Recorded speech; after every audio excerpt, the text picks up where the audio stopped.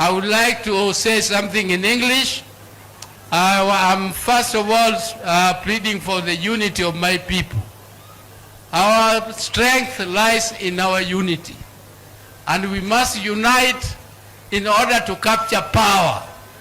And we don't fear to say we want power, because our own constitution says, or in article number 7A, that the first objective of the party is to obtain political power through constitutional means.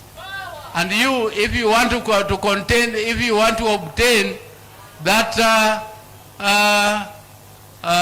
power by supporting others who have said they don't want you and they don't want our community, that is up to you. You will come and tell us that this is where you want to take us.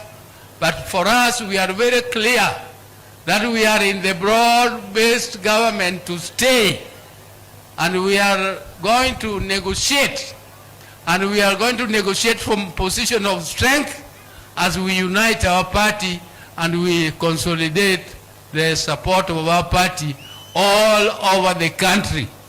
And we are going to continue to move all over the country to talk to our supporters, strengthen our branches, strengthen our regions, and make sure that our party remains the biggest party north of River Limpopo and south of the Sahara.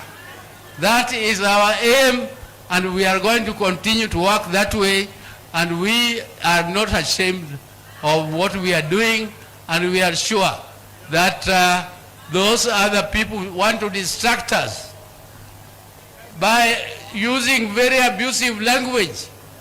How do you go as a leader in a market and start talking very derogative language in a market about your fellow leaders?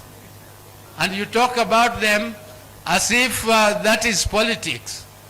Me, personally, I think that is not politics. What Honorable Orengo did is I think, very degrading, and it is not is unbecoming of a leader who should who has his status. For those many years he has been in politics, I think he should know better, but we are not going to answer him because he is just trying to distract us. Me, I'm not interested in answering those shenanigans of Orengo and those others, because they are like ile chura inakunywa in a complain when a cow is drinking maji. So we shall continue to drink maji and they will continue to complain. So I'm not interested in answering their shenanigans. So with those many remarks, let the soul of Mama rest in peace, and may the Almighty God put her in a good place in heaven. Thank you very much, and join others. Thank you. Asante sana.